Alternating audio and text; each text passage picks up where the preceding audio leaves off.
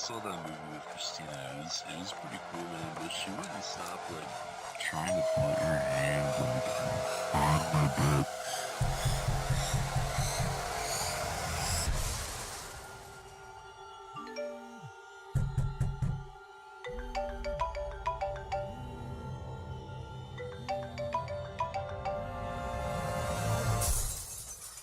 You blocked me on Facebook, and now you're going to...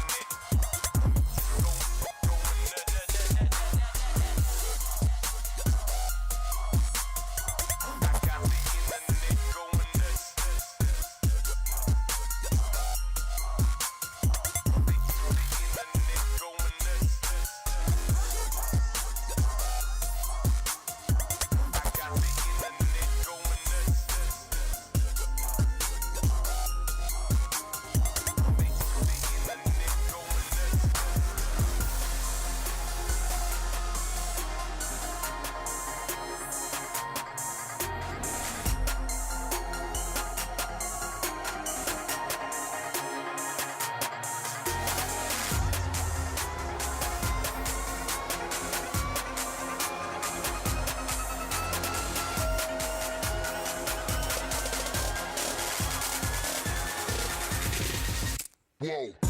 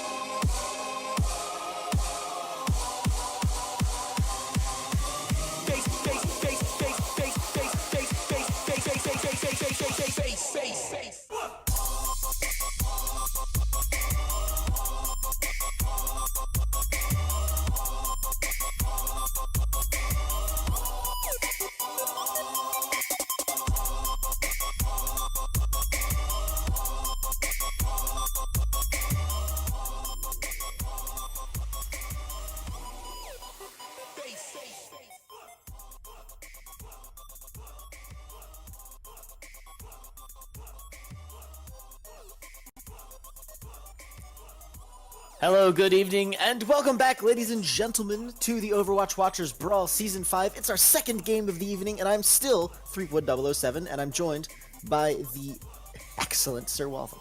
I hope I'm still Sir Waltham. You spoke with such confidence about who you are. I'm not so sure if I'm confident who I am anymore.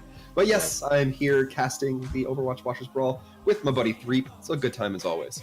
It is definitely a good time. We're looking at the Crimson Crabs versus the SK Rakunyans, a team that we have seen before. The Crimson Crabs, rebranded, brand new. They are super happy to be here, and Sir Waltham has the good story. Yes, I am sitting in the booth, the metaphorical booth, that is, with I am Fiery Panda, as far as I know, the assistant coach for the Crimson Crabs. I am, you want to say hello? Yeah, hey guys, that is correct. I am the assistant coach for the Crimson Crabs. Fantastic. Now, how are you guys feeling? Just before I get into the direct questions, how are you feeling today? Pretty good, man. It's good to be back. Competitive Overwatch is a passion, so we're excited to be competing again after OD just finished up. Fantastic. Glad to hear it. Now, you're the assistant coach, as I just went over for the Crimson Crabs. For the viewers at home who may not be too familiar, how does that differ kind of from the head coach or from the lead? Well, it's different for every team, but for us at least, I'm focused mostly on personal coaching with the players, doing one-on-one stuff, so that the head coach can focus on team play. So a lot of teams would consider what I do like the performance coach role.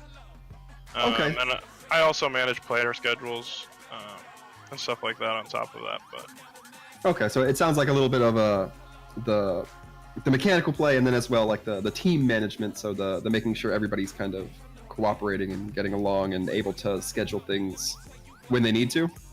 Yep. Very cool. Now, do you think that you guys are going to be how do you think you guys are going to be performing against the Rakunyans? You said that you were warming up a little bit earlier. That was correct?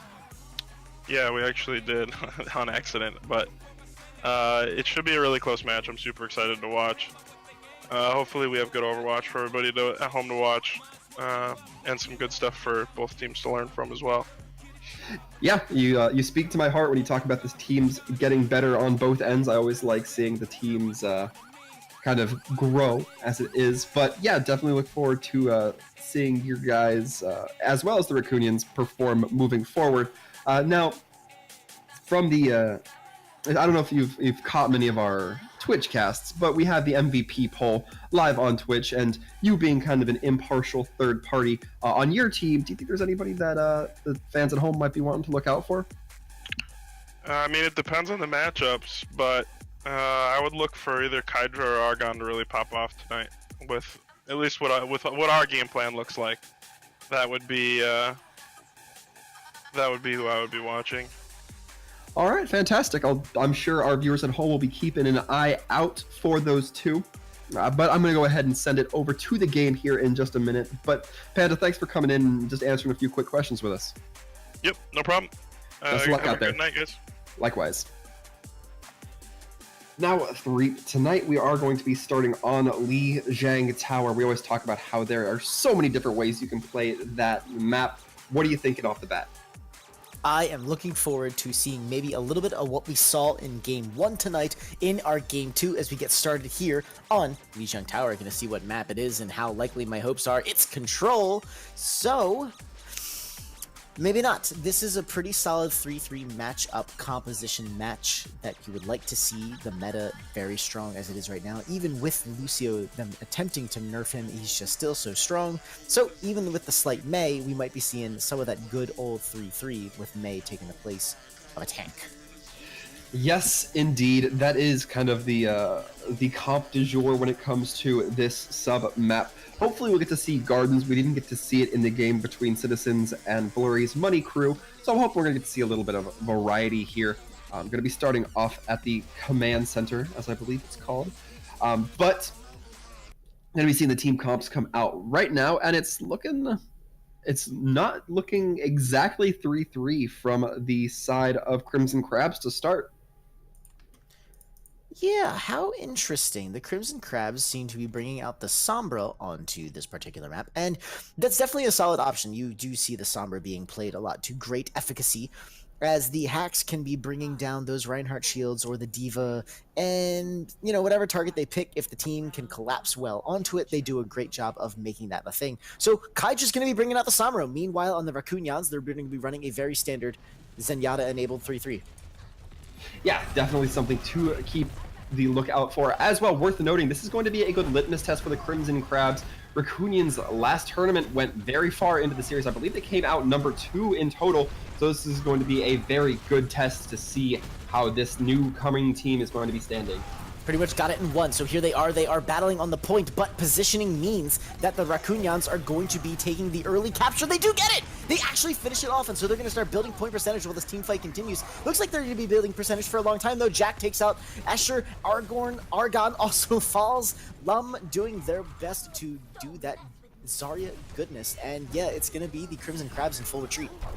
Yeah, one thing I'm kind of interested here, both Zaryas, despite how long that fight may have gone, in terms of the relative, neither of them really have a whole lot of ult charge. We're seeing Lum with a little bit of energy right around that 80% area. And we'll see if it plays off. The Shatter goes out, doesn't get anyone, but Rakuna is doing the good work, getting that rocket mace to the face going. And yeah, speaking of the Zaryas, Lum's rocking quite the pretty percentage in terms of that energy, and that's going to be the big deciding factor.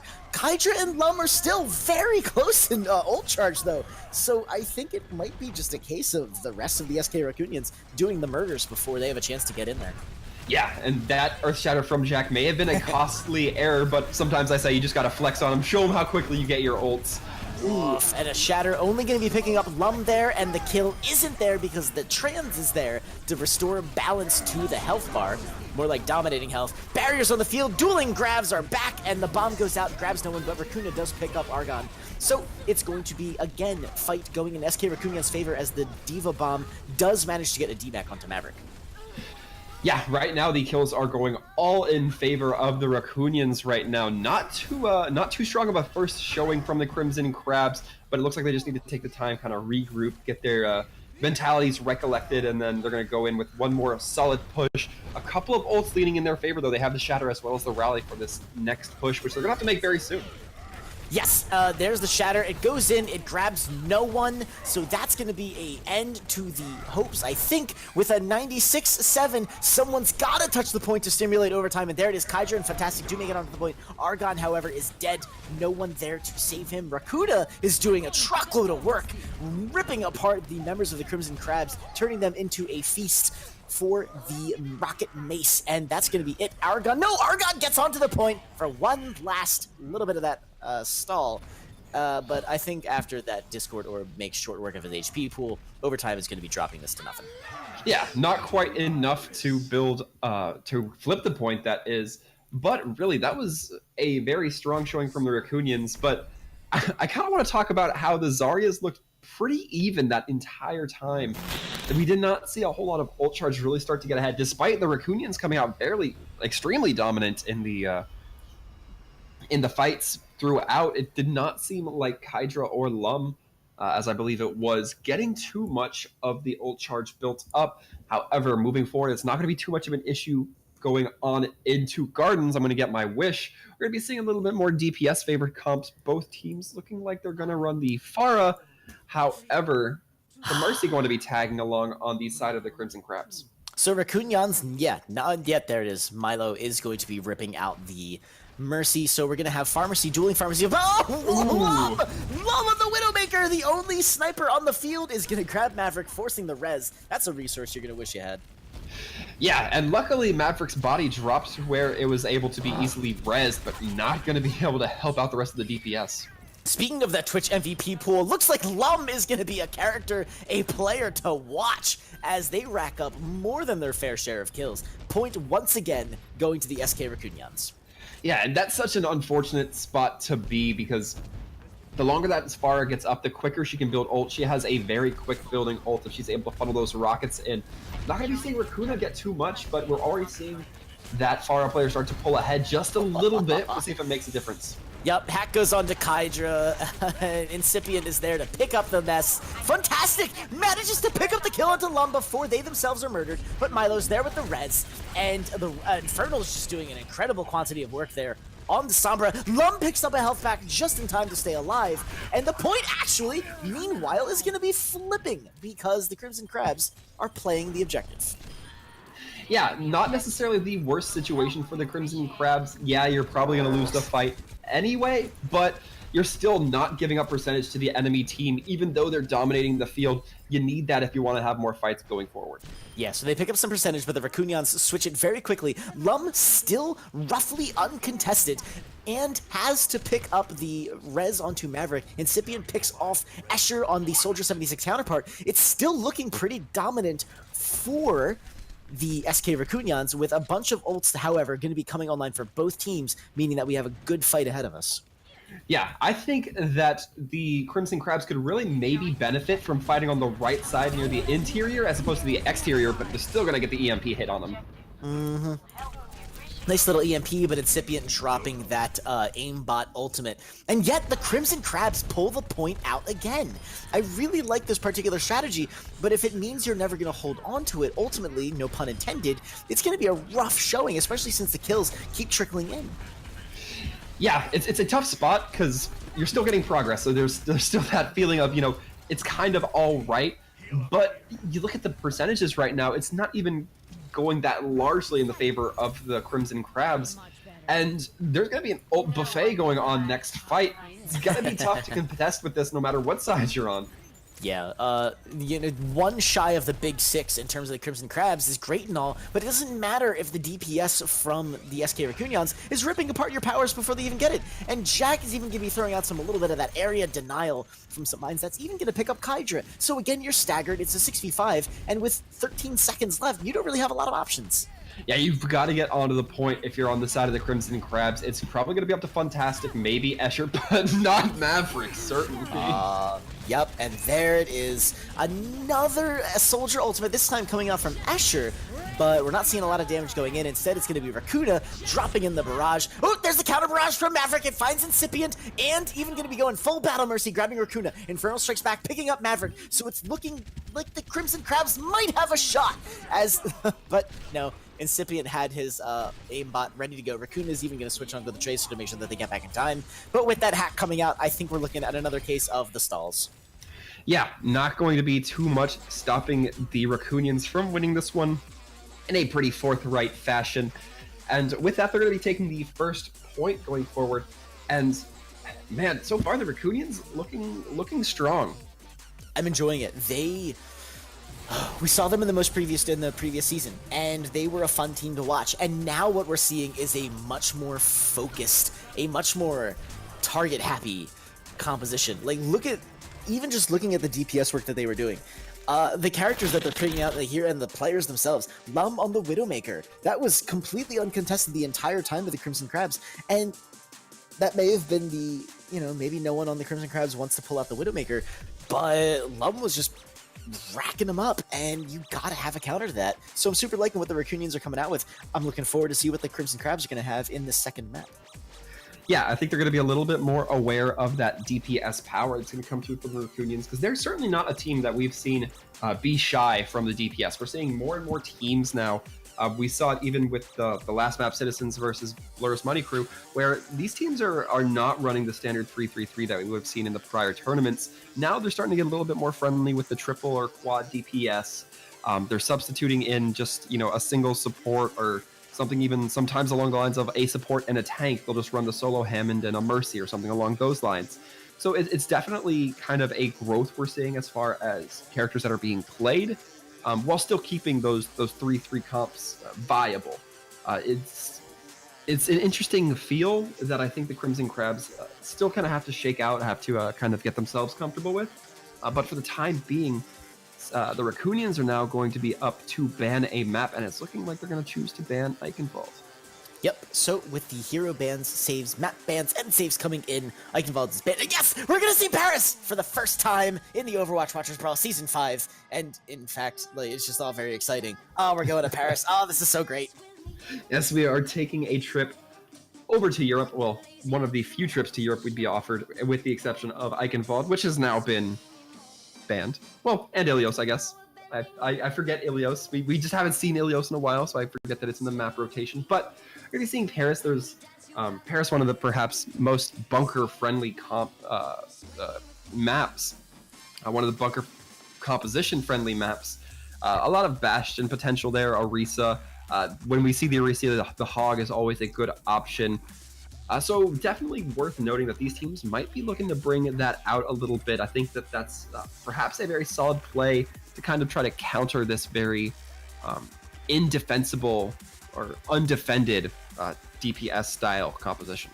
Yes, and the DPS composition also has a bit of the ability to go ripping right through those bunker compositions. So it will be super interesting to see how this is going to play out. Now, oh my goodness. So here we go.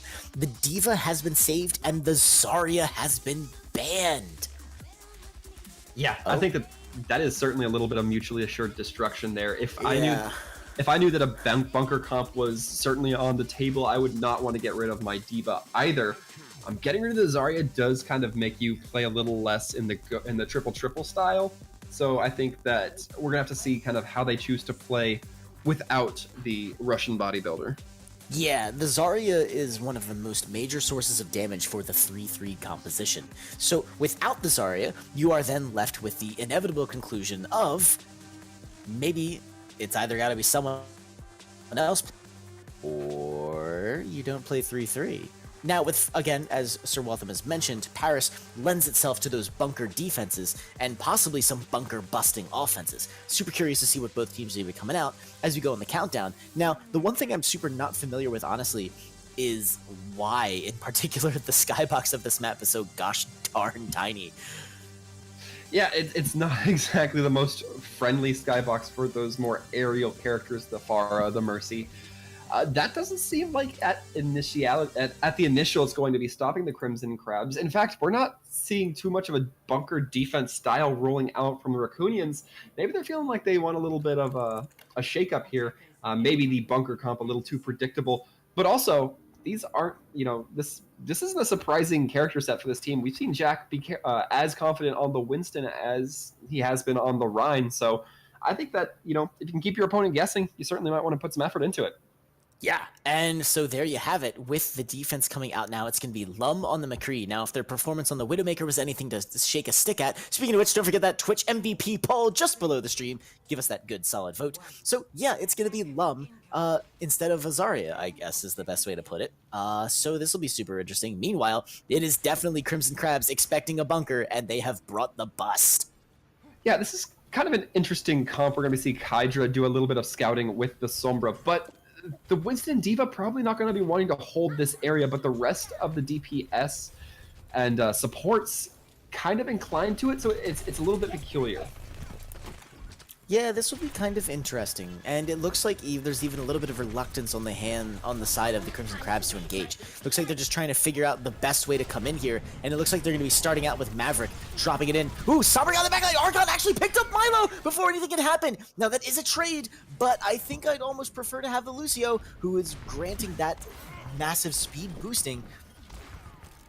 Yeah, and when the Lucio goes down, you know that, yes, he's going to get to point very fast, but Argon on that Wrecking Ball and being on the attacking side is already in the fight, so you're going to have to take that into consideration. And Lum's having to play very tightly around these buildings. It's not the most friendly, but as we mentioned before, this skybox isn't the most friendly for Maverick either. But Incipient gets that kill onto Kydra, and that's huge. That whatever they were planning, whatever the Crimson Crabs were going for is definitely going to be bereft of the Sombra, so no hacks, no bonus points, no getting rid of that Winston shield. And yeah, it's going to be interesting. Maverick is definitely building up a lot of ult charge. I have a feeling they might be trying to bust that in. But the Winston is doing a lot of damage. Ooh, but nope. And has something to say about that. Yeah, we saw Jack try to jump onto Escher on that Hanzo, caught a little bit out, but then Argon just absolutely capitalizes. Not enough, though. So, the McCree reloading ultimate instead turns Lum into a 4K machine. 2 from the High Noon, and the rest from, that good old trusty Peacekeeper. Good lord. But the ults are starting to stack up for the Crimson Crabs. Now, that's not to say there's no answer from the SK Rakunyans. In fact, they are looking actually pretty. And with 2 minutes left on the point, it is going to be a pretty solid brawl. Yeah, and it's really going to be Incipient who has to be very aware of Kydra having this EMP up and online. They are going to be a prime target on that Zenyatta, getting brought down to 50 health and not able to use the Transcendence if they don't have the EMP, and they avoid it. Yeah. Oh, and there it is! Infernal grabs Maverick and Fantastic. Easy way, pro tip to get rid of the Pharmacy combo. Just kill them both at the same time with a frickin' nuke. And Argon's gonna grab Rakuna, but hey, you know, like, GG, or good round, good game, good fight, but it's not looking, it's a pretty tickless point right now. So there's a lot of damaging ults coming online for the Crimson Crabs, and they're gonna have to figure out how to use them. Yeah, certainly. They probably would have liked to keep that EMP and perhaps try to bait out Incipient's Transcendence, but knowing that they're not going to have it moving forward, it's pretty much going to be Mine's Transcendence and the Rocket Barrage. But with Kydra going down, they're going to have to wait just a little bit longer. It is infinitely ironic that Kydra, having switched to the Widowmaker to try to get some sniping potential, instead has their head taken off by Incipient, who has decided that, nay, maybe they even preferred the Sombra. So that being said, it's going to start the fight off with Argon, dropping the mines on the point. The High Noon is out. Maverick goes down before the barrage can even come out. No kills from Lum on the High Noon, but it probably did the zoning work that it needed to. They even grab Escher's head as they depart back to spawn. Jack even throws, that's interesting. Primal Rage comes out, possibly a little late in the fight. Really only trans for this fight coming up, and a trans and a barrage coming out for the Crimson Crabs. This could actually be a bit of a breakthrough moment. Yeah, it's certainly going to have to be the Crimson Crabs' onus to really get through the choke without taking any losses. If they're able to do that and they can get that barrage placed right on top, this is a good opening for them. Incipient going down early might be what they needed. Revenge is a dish best served piping hot because there's only 4 seconds left, so you gotta get in there quickly. No one's on the point. No, they got it. It's overtime, and the kills keep coming in for the Crimson Crabs. Massively excellent. They might not even need the ultimate. Nope, they're gonna throw the barrage, but it's wasted. It's totally wasted. Infernal even grabs some of it, but the kills are there. So that's gonna be the Kydra. Kydra going crazy. Yeah, the Widowmaker finally had enough ready to start claiming some kills of their own. And, you know, the interesting thing about Maverick's Rocket Barrage is that it caused Infernal to have to focus that D-Matrix onto the Pharah, which means that the DPS could now start following up. We saw the Zenyatta start getting some orbs onto the D.Va, Kydra start getting some mech shots in, and that really helped the D.Va get whittled down. It wasn't a direct kill, but it certainly helped set things up. Yes, absolutely, and with Fantastic and Escher both having their ults come online. However, the trans is there, and Infernal with that D.Va bomb, we've already seen it happen once. I'll bet we'll see it happen again. Valkyrie starts the fight off. They're boosting up their teammates as much as possible, but there's not a lot of damage being taken advantage of for this very powerful ultimate. Lum as even the High Noon coming out. There it is! Argon finds Incipient! High Noon comes out as the D.Va bomb goes rolling into the mouth. 4K! Unbelievable! Yeah, Infernal getting a massive D.Va bomb there. And that was immense. Argon going to be the only one left standing, going to be getting out safely enough. In fact, giving Fantastic quite a bit of ult charge as well.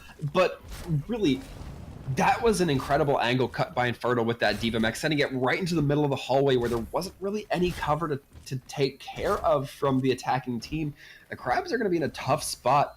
But they do have a few ults to work with them. Escher still holding on to that dragon. I think it's been 2 or 3 team fights that we still haven't seen those dragons come out. It's going to be hard to place without grab, which we usually see, but certainly still possible as long as it doesn't get eaten by Infernal.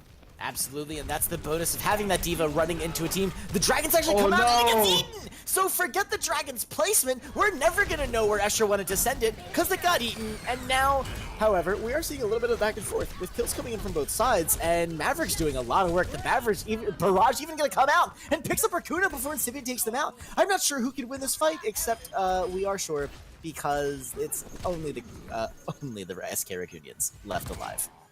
Yeah, only the Rakunyans going to be left standing. Lum running into a few mines. Might need to be a little bit careful, but the respawn is close enough.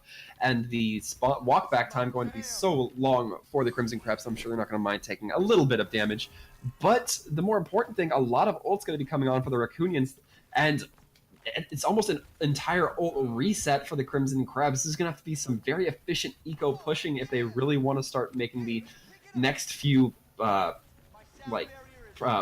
pushes have any progress. They are at the bottom of the barrel with just the Transcendence online. Trans is going to be all that they have to offer. Funtessa gets stunned, he gets focused down, he's dead. Maverick finds Jack, as a result though, dying in a relatively resable position, but as the fight rages on, it's probably not going to happen. Also, Mercies are gone from the field. Yay, 3.007, you sure know what's going on. High Noon comes out. Is it going to get any kills this time? No, he uses this to get a nice little quick reload. And with a minute left though, the ults are still looking pretty stacked towards the Rakunyans. Yeah, and getting a kill onto Lum, not probably going to be enough given this fight. And I don't know if I'd still be in this situation, given you're 2 men down, but they're going to go for it. They're going to commit the trance. And Jack pulls out the Primal Rage to kind of throw that disruption in there. The Diva Bomb comes in. There's no shields for Escher because they get completely obliterated. And yeah, that's not good times. Maverick is actually looking super low, but it almost doesn't even matter because the rest of the team is falling down around them. 30 seconds left, maybe one more solid push. Yeah, Kydra are going to be revealing themselves perhaps a bit early, just trying to build up that EMP in time just for the last fight. Not going to be happening though, as Rakuna gets him with the whip shot. Yeah, the Rocket Mace is a pretty powerful weapon, and you definitely don't want to be on the receiving end. Yeah, and this entire engagement for the last 2 minutes really has shown the effect that you can have when you have such an ult dominance over your opponent. We saw the Crimson Crabs come in with, I think it was 1 ult off of and they have not been able to regain ult dominance the entire back half of this fight. It's been rough. Yeah, and you would have said that they had a chance to recover it, but if the fight went on long enough. But instead, the SK Rakunyans making short work of the Crimson lineup here. Everyone's dying and survives because they're enlightened. Escher dies with a rally. Argon, you know, they're not even, I don't even think they're going to be able to make it back in time for this to make any difference. Overtime is here. The Primal Rage is in. It's not going to matter. No progress on point B, but they do manage to take point A for Crimson Crab's offense.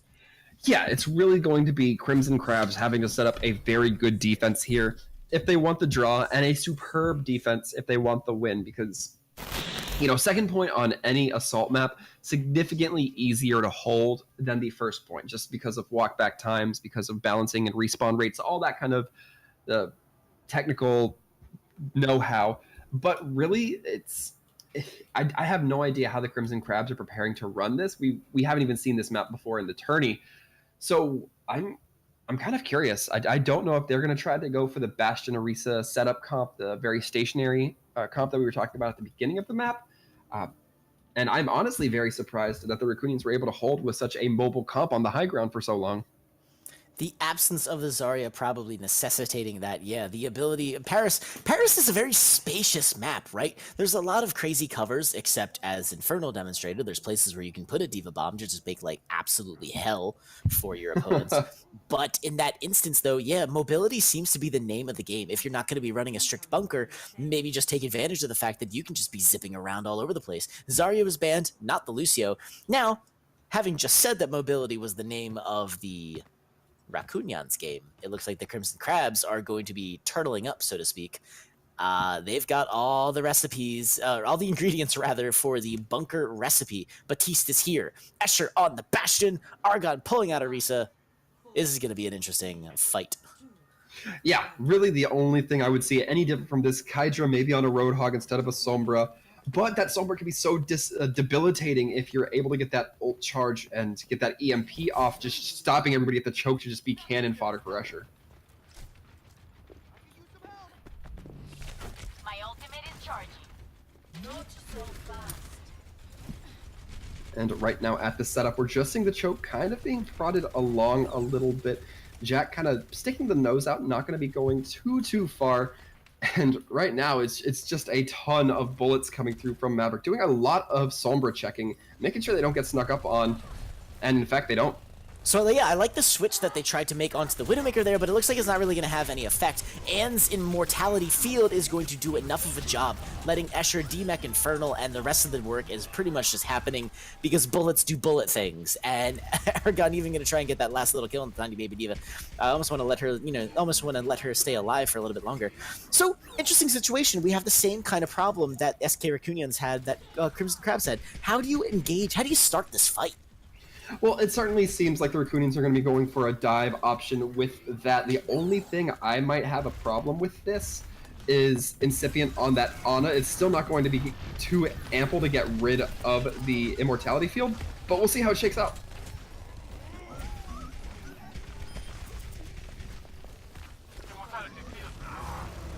And now the kills are starting to come through for the Rakunyans. The Primal going to be cleaning up the Mercy. In fact, that's pretty good value. Oh, but Escher pulling out the tank form. Yep, and Rakuna even has the... Wow, Rakuna might not even need to have to pull his blade out here. The kills are getting big. Kydra just grabbed their Sombra counterpart from Lum. And yeah, Rakuna hacked, but it doesn't even matter. Too many deaths for the SK Rakunyans means the Crimson Crabs are going to take point A with plenty of time left. Yeah, but it's still going to be a little bit of stall from Kydra. Looks like they're trying for a quicker rollout if they're trying to get back. Argon going to be switching onto that Winston, perhaps also just preparing for that second point. Defense, because that's pretty much what it's going to come down to for the Crabs. If they want to even make this a draw at this rate, going to be keeping the Baptiste for the damage amplification, maybe. But I hope that they were paying attention when Rakuna got hacked, because they ought to know that that Dragon Blade is going to be coming online probably within the next fight or two. Yes, now there's no nano boost to go along with it, but there is a barriers, and keeping that Genji alive long enough to do just some more damage might be just for the Doctor Order, but oh, the EMP goes online, grabs 2, so not super huge, but Jack does go down as a result. The Diva Bomb is there, and the Crabs are doing amazingly. This attack was completely obliterated. Milo even holds onto the barriers, mostly because he got obliterated. But it's a pretty solid defense coming in. And yes, now Baptiste can switch onto the Ana to start this defense. A very long hold. Yeah, and I really like that timing coming through from Kydra. They waited till Rakuna pulled out the blade, then as soon as that happens, hits them with the EMP, hits everybody, I believe, except Lum, meaning that Rakuna can't dash. Yes, there's a ton of DPS potential to come through for that Genji, but it's not really going to happen if he can't get into the proper positioning, and he just was not able to. It really cut his hamstrings there. Now, very interesting, they're actually still sticking with the character, meaning that Nano Blade is going to be coming out in the future. So the Crimson Crabs, that is, are going to have to now deal with the barriers. Hack goes on to Maverick. And Fantastic's looking very low. He does go down. Rakuna finds it with some well-placed shurikens. Bomb in the backline, grabs Ant. Infernal does go down before they can get back in the mech, but the kills are looking very good for the SK Rakunyans, who only need the one tick, and they've got the kills. Yeah, that was so unfortunate. It was looking like it could have been anybody's game when Infernal dropped, because it was still, I believe, 1-1 or maybe 2-1, but still, given the respawn advantage, you still could look at it as being a little bit towards the Rakunyan side, or a little bit towards the Crab side, but once those kills started flowing through, it was all Rakunyans.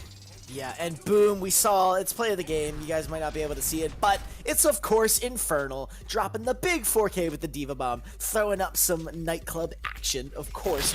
Also, as a general reminder, if you're liking what you see, and maybe Infernal's your favorite, maybe someone else, we've been seeing a lot of good Overwatch, vote in that MVP Twitch poll down below the stream. Yeah, and while we have a moment, since we are unsure about map votes and bans, hero bans, everything like that, I want to talk about last match a little bit. I really like the amount of Sombra play we've been seeing lately. Ever since Sombra got the health kit nerf, I want to say, where she doesn't get ult charge off of it anymore, you haven't been seeing her a lot. We used to see her all the time in Volskaya as well as 66, but now she's just kind of been locked in, relegated as a specialist pick, although she's coming a little bit more into vogue now, where, yeah, we have so many cooldown-based heroes that are being played, might as well take another hero that can just deny them that. So it's fascinating how that is coming forward, and I'm liking that we're seeing it more into the Watchers tournament. Yeah, and it honestly also seems like a choice for a per team basis. Sombra is definitely viable in a lot of different ways, so it almost seems that is the team willing, ready, able, and practiced enough to run the Sombra comps that Sombra sees her play. You know, it seems that a lot of teams just really don't favor the Sombra. They would rather just not deal with it at all. Instead, however, we're seeing a lot of willingness from both sides to be pulling at the Sombra. We've seen Kydra on it, and it's been working out relatively well. Crimson Crab's not able to, capitalize on the hacks as well. Also, the EMPs have been coming up rather light in terms of the numbers, so possibly that will change as we go into the next map. But for now, it's honestly looking pretty dang good for the SK Rakunyans, who are going to be going up 2-0 with an early ban onto Ilios. Yeah, so we will not be seeing Ilios. And going back to the Sombra point, I think it really kind of depends on how fast and quickly the teams want to engage. Because Sombra, it requires a little bit of scouting. It requires the Sombra to get into position a little bit. Yeah, she does sprint a little bit faster when she's in her invisibility mode, but still, you need to have that coordination as well as the patience. And I think that the teams that we see use Sombra to really great effect are those that are capable of that coordination and having the patience. You can't just have one or the other. Yeah, it's 100% true. It comes down to that target focus. We were talking about dive comps earlier. That dive, you pick your target, you dive the target dies, now it's a 6v5, you go from there. And the Sombra kind of creates that situation. Also, the Sombra also maybe just be needed to get rid of some cooldowns. However, we didn't really see any Reinhardt play whatsoever come out from both sides. Reinhardt being a very popular target to hack. So instead of a very, very big, easy German armored monster, you kind of have to pick your hacks a little more judiciously. And instead, what we saw is just, just not a lot of that folding, collapsing onto that single target. So instead, as we move on to Hollywood, another map where Sombra can be used to great effect. It's going to be interesting to see if we see that hero come out again. Yeah, on a similar note, I also wouldn't be surprised if we saw something along the lines of a Widow. Saw some pretty fair Widow play if my memory serves. So certainly going to be looking forward to that as a possibility. That second point with the very long sightlines can serve Widow, or even Ashe. Ashe, not someone we've been seeing too much, but kind of a good medium ground between McCree and Widowmaker. Good for doing a lot of burst damage. If you have a cleanup DPS, somebody like a Tracer, maybe a Genji or Soldier even, can really do that small amount of damage that's necessary to take somebody over the edge. I think it's a 190 headshot that can be so frustrating when it doesn't end up in a kill. Frustrating is definitely the right word for it. Holy moly. Because, when you hear that lovely little ping, but there's just so much blanking, or rather, there's even still health left on the target, and they should be dead. They should be dead. They're not dead, and you're just ticked about it. So, that being said, however, with the save coming in, it's still D.Va, and the ban actually is going to be coming out as Winston. So very interesting. Crimson Crabs possibly sick and tired of seeing the Rakunyans have that lightning monkey dashing all about the stage. And on Hollywood, though, I don't, definitely not going to be seeing, probably not going to be seeing a Winston. I should never say, absolutes. Only Sith steal in absolutes, they say. Yes, of course. So the Hollywood point A Winston, maybe not really all that possible, but with the high ground potential of the streets phase, so to speak, I can see why the Crimson Crabs would like to eliminate that possibility. Yeah, and I'm curious how the Crimson Crabs are going to play this. They could go for a bunkered comp when their defense turn comes around, but that also means that they're going to have to, if they lose first point, give up quite a bit of progress up to the side of the Rakunyans. Similarly, the Rakunyans are also in a very similar situation, but I don't necessarily know if it's going to impact them as much because they have some very strong long-range damage dealers to the caliber that we perhaps haven't yet seen come through from the Crimson Crabs. So I don't think they'll be as impacted from it as much. A lot of possibilities here coming through from both teams in terms of what comps they want to run. Yes, it will be very important to see if they have those counters. For example, is the Widow duel going to be a thing? Probably not. We're seeing on point, or rather, should I say, definitely not for point A. The defense is coming out. It's looking like a very standard 3-3. As the ban has come in on a hero that has no business whatsoever being on Hollywood point A, that means we're going to be seeing just, that classy, how do you say it? 3-3 goats. We all know what we're going for here. We know the score. We know what's going on. But to be fair, you do sometimes see a lot of bunker on Hollywood. So this is a particular choice that the Rakunyans are making here. Yeah, either way, I think you'd keep the D.Va in on this case because you're either going to run the triple or you're going to be running something to mitigate the bunker comp. And I think keeping Maverick on this D.Va was definitely the right pick. Now, I haven't seen this triple maintain the high ground above the offices in quite a while. It's a choice. It's definitely a choice. There's a lot of choices being made here in terms of comp, as the Crimson Crab, speaking of which, goes to start rotating through this narrow little hallway here, backstage, so to speak, and that tends to be a place where some damage comes through and some picks get happening. Instead, however, they make it through entirely unscathed, and now they can start making their assault on the high ground of Cathay. Yeah, they're going to be taking the high ground, and this is kind of an advantageous position. Not as much as if you had some hit scan DPS or even projectile DPS to really take advantage of the high ground. Really only the Zarya and D.Va able to take care in this position. So it's a little bit of a weird power play. Yeah, this is, again, so far an elimination-less fight so far. But as the Rhine shields start to get lower and lower, there it is, and finds their counterpart Incipient, and that's going to be the big one. Shatter! Huge Shatter comes out, grabs the entire front line of the Crimson Crabs, but it actually didn't matter at all. Yeah, it did not make too much difference. Neither did the big pin going on to Jack. I like seeing that. And the cleanup was eventually there. Yeah, Diva Bomb goes flying high in the sky, too high to do any damage to anyone on the field, and as And is demonstrating, getting enlightened seems to be the best way to go about Hollywood. I don't know what tranquility has to do with capitalism, but, you know, hey, props to the Chrome Dome as Rakuna throws a rally into the fight to come back on the field. The point is not taken yet as the contest has come in. Yeah, a lot of damage coming through from the Diva Bomb onto from Maverick. However, it's still being very tightly held here by the Rakunyans. They're not willing to give up a single tick without a massive bloodbath. I definitely appreciate that kind of tenacity. The point isn't taken until the point is taken, so to speak. And with the kills being what they are, the SK Rakunyans have a very good chance of holding it here. Unfortunately, however, it looks like the man advantage is going to definitely start favoring the Crimson Crabs, because their spawns will come back, and yes, there it is. Fantastic finds Lum. The rally coming out now from Escher, despite the Discord Orb, means that they're going to have what they need to kill Rakuna. Jack does find Escher, and the DMAC comes in on Maverick, though, so who knows how this fight's going to go, honestly. Yeah, and Lum dropping was a very crucial moment. The boop almost coming through on Argon, going to be lifting them up. Not taking out anybody from the Diva Bomb, though. That was almost a very crucial mistake. Yeah, you even saw Kydra get, like, popped away by the force of it, so to speak. The trades again coming in massively. Milo and Argon killing each other. That's the power of projectiles. But the fight still goes on, and there it is. The SK Rakunyans actually managed to push away the Crimson Crabs. Minute left, hugely long fight. Bolt's coming online. Honestly, this is anyone's game. This was a 3-minute fight that only resulted in 88% going towards the Crimson Crabs. They're gonna have the grab up. We'll see if it gets anything with the Diva Bomb, but the Transcendence to counter. And Lum goes down, dueling grabs, but one Diva Bomb enters, and one Lum leaves. Jack goes down, Rakuna follows. I think we're seeing the kills necessary to take this point A onto the latter half of the hybrid map. Yeah, and I wanted to say this the first time around, but it didn't really prove itself right. But when you lose that Zarya, you are losing a huge amount of that damage output. As we saw when Lum fell, there was just nothing that could quite keep up with Kydra's damage output. When you're gonna have a fully beefed up Zarya, she is nothing to sneeze at by any means.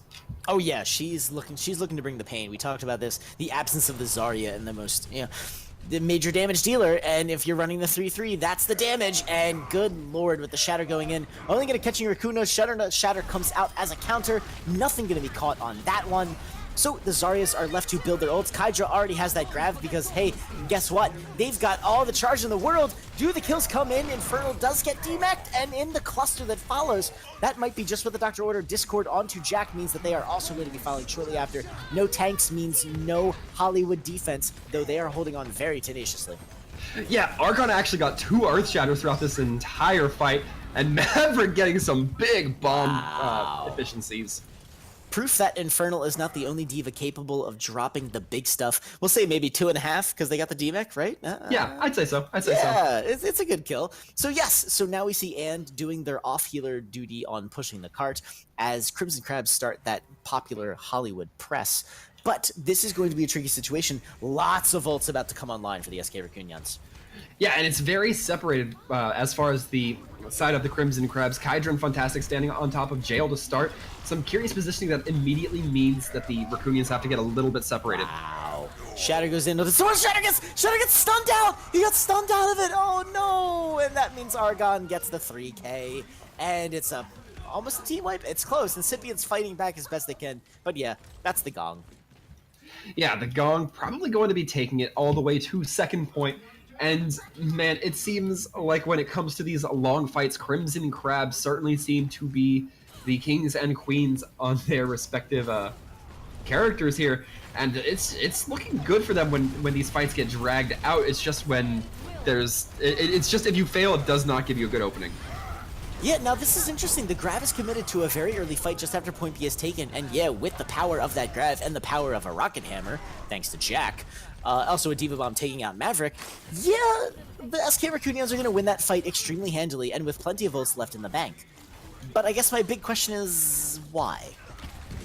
If I had to take a guess, ooh, fantastic! Losing that sound barrier is going to be crucial in the next coming fights. They wanted to get hold on to that, really use it to push and break this barrier. Wow, this is some incredible pressing here. All right, so never mind. I have found my why. The why is kills for days. Crimson Crabs are completely locked up. They can't even get to the cart. Yeah, I was about to say, the main reason I can see the Rakunyans for doing this is to just kind of do the double heel turn and make the Crimson Crabs really have to stop their momentum, and it certainly did. We're seeing the Crimson Crabs look a little bit dazed and confused for the time being, have a bunch of ults online, but they're going to probably be a little bit hesitant to use them after Fantastic's venture. Yeah, it's so mean. I actually kind of love it. This is the kind of Overwatch you like to see. And actually now, once again, the positioning is so great. Oh, the grab comes out though, and the Diva Bomb comes in. Is the combo ready to make it happen? It is, but the barriers was there to make it not be a problem. However, it comes down, it grabs no one, but Argon does die thanks to the combined powers of many. Jack follows immediately after. Neither team has the Reinhardt. The Diva Bomb comes out with the grab, and it's gonna be big. Infernal grabs and Fantastic grabs the D-Mech onto Maverick, but Kydra's still there pushing the cart at least a little bit. Yeah, you're gonna be getting just a little bit of progress, you know, when you're this close to the spawn point. You really don't want to give it up. Just going to be time enough for one or two more pushes. Jack and Rakuna are going to be looking like they're the only ones with an ult online for this next fight. That does not bode well for the attacking Crimson Crabs. Yeah, gonna be a little scrappy. Fantastic. Yeah, getting close to that barriers. 20 seconds, they're definitely gonna have it, but they are definitely gonna be the only ones. Depending on Kydra's side, there's gonna be a shadow that results in nothing. Escher, Argon, and Fantastic all falling. So, again, not even getting the chance to leave spawn. I'm gonna go with we're probably not even gonna be seeing overtime here. Yeah, it's gonna have to really be pressed if they want to make it, but Argon barely gonna make it to point, and crush Incipient, goodness! So bam, that's the thing you like to see. You're coming out of spawn, you've got the overtime push to come in, you're building up some ult charges. Incipient and Lum are gonna have pretty much a good combo going for them here, but the longer this fight goes on, the better standing it is gonna be from the Crimson Crabs in terms of ult. Yeah, we're gonna see a little bit of mind games between Kydra and Incipient. Kydra having that grab. Incipient's gonna have to keep his Transcendence until he knows it's pretty much on, until it's ready to use in that grab. But the same cannot be said with and Lum, so it's a little bit worse for wear for the Crabs. Yep, another shatter goes out, spent and gone. The grab is there, but so is the trans. Dueling grabs are here. Diva Bombs are on the field, and Survey says Infernal gets the 3K once again. Maverick out on Mech and in Fantastic. That's going to be it, ladies and gentlemen. We're going to be looking at a full little bit of a team wipe here from the SKO Rakunyans. That's going to be the end of Crimson Crabs' very respectable push through Hollywood. Yeah, the key there for the end fight was Infernal's ability to not get stuck in the grab and therefore be able to send the Diva Bomb down the lane, getting those 3 kills that we saw coming through at the very back end of that team fight, where it was just not able to be had on the other side of the table from Crimson Crabs. And really, I mean, if the Diva Bombs had traded out evenly, who knows how that would have gone. If I believe it was Maverick or Kydra who were able to get that Diva Bomb sent off and, you know, even trade the support. See, the Zenyatta already had the trance, so it was likely that they wouldn't have dropped. But still, man, it shows you how positioning of one player can really affect a team fight.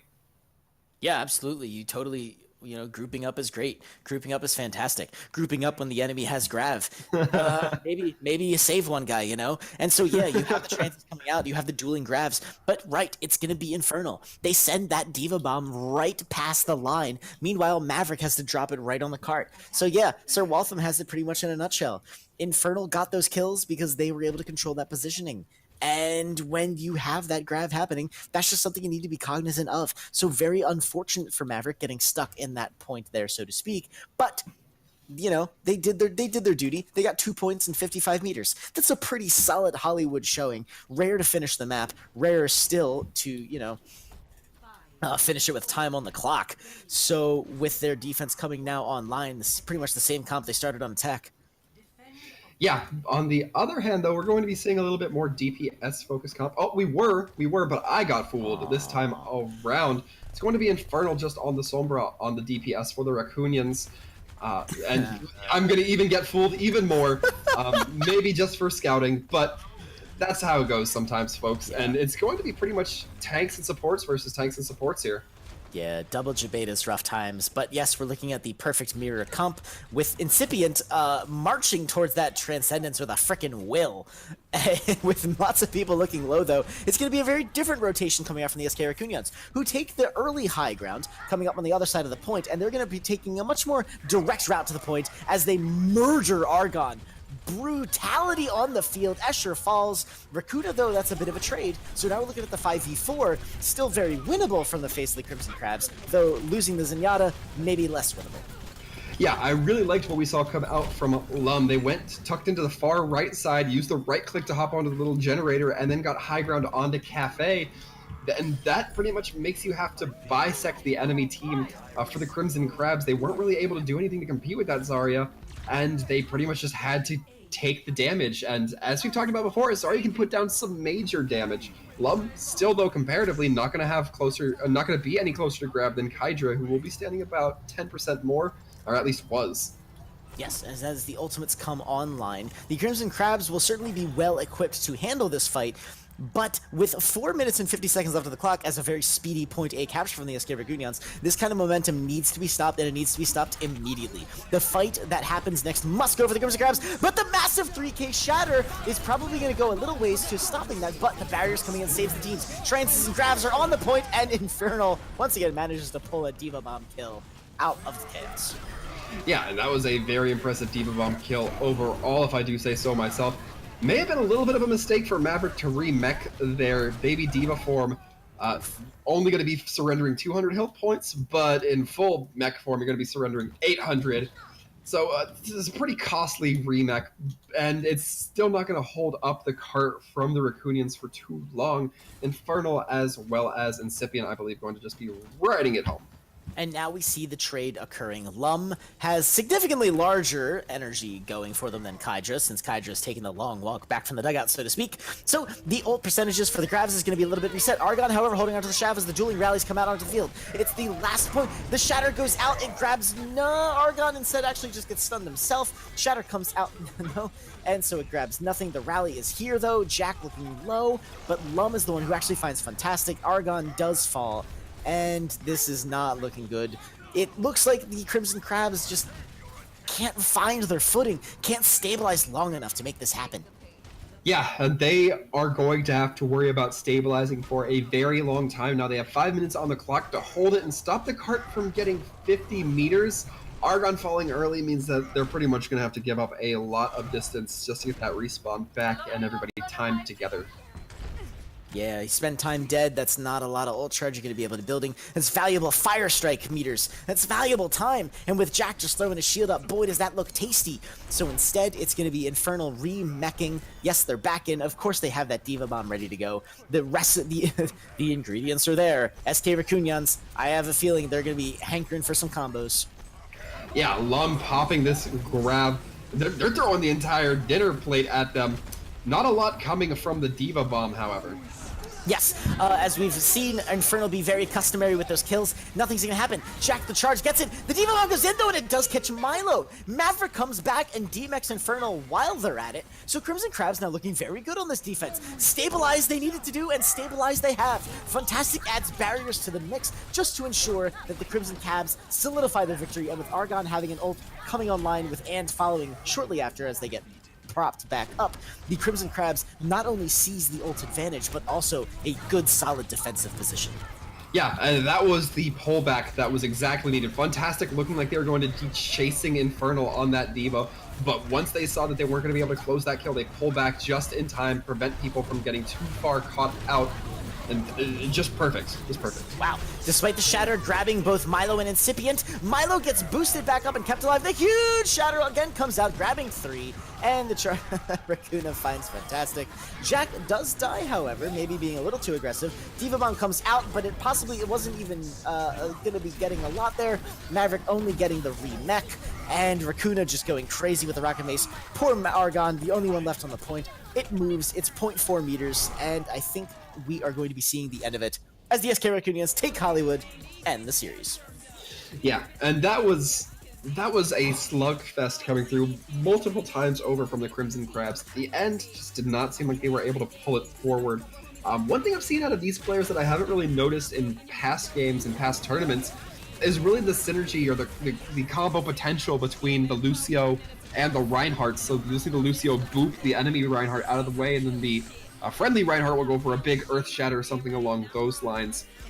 And I'm really liking that. It's something that you kind of see more focused on at the higher tiers, and to know that we're doing more of that kind of stuff, or the teams are doing more of that kind of stuff to say, is really encouraging to see how these players are performing these really neat texts.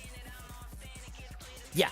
And so as a general reminder, as we wrap up here, also speaking of which, while I'm pointing out some very solid gameplay, grab your MVP vote in the Twitch pool below. Meanwhile, however, as the match ends, it looks like we might be getting a post-match interview from the SK Rakunyans as we bid farewell to the Crimson Crabs from the upper bracket, but thankfully this is not the last we've seen of them. They're going to be going to the lower bracket, really going to fight for their life in Overwatch Watchers Brawl Season 5. And it's going to be super fun times watching them rip their way through it. Meanwhile, however, the SK Rakunyans are going to be moving on through the upper bracket, so to speak, and it is going to be delightful seeing who they are going to end up facing. But that being said, we are going to be having our delicious post-game interview. Yes, and while we're quickly figuring out who's going to be joining us and who's stepping into the booth, although looks like it will be Lum. Don't forget, folks, that because of today, we now know that tomorrow it will be Citizens versus the Rakunyans, and likewise it will be Blurry's Money Crew versus the Crimson Crab coming up in a couple of days. On the 13th, I believe, will be the first game of the losers bracket. So be sure to catch those teams if you want to continue to show your support. However, speaking of showing support, we're going to be having Lum step in with us, it sounds, to answer a few questions with Reek. It's time for Lum. Lum, thanks for joining us and congratulations. Thank you for having me. So, we got to see you play quite a few heroes tonight, and frankly, I for one am super excited. So if you had to pick, is it tank or is it DPS? I mean, why not Zarya? Because she's both. Right, and there it is! We couldn't stop remarking the charge was so real. The ultimate generation was a little close there as we got to see both those numbers rise, but you maintaining the charge was super important. Now, Lum, for you yourself, when you're playing Zarya and you're maintaining your charge and you're having a good time, in the 3-3 composition, how do you balance your DPS with also keeping your team members alive? Well, as I like to say, they can't kill your team members if they're dead, so, just full sends. The best defense is a good offense. Mel, the cook from Alice, said it best. So, that being said, I also want to ask a question. This has been I'm stewing on this one for a while, and watching you guys play, seeing you guys have so much fun. I do want to ask. So, Lum, like, when did you get into Overwatch? Well, I started in 2016. I was playing like really casually on PS4, and I didn't start playing competitively until Season 4. And then Season 4, I got from I was just like played 20 games a season. I got from Gold to Diamond that season. Season 3, I got to Diamond. Season 4, I got to GM, and then I switched to PC Season 5 and got GM instantly. And then I started scrimming that Season 2, so I've been scrimming ever since. Nice. All right, so that is some real serious awesomeness coming out from you there. Congratulations, by the way, for your ladder climbing spectacular. It's the one thing then from there is, so like, Overwatch, we're in 2019 now. The meta has clearly changed a lot back from Season 4, speaking of.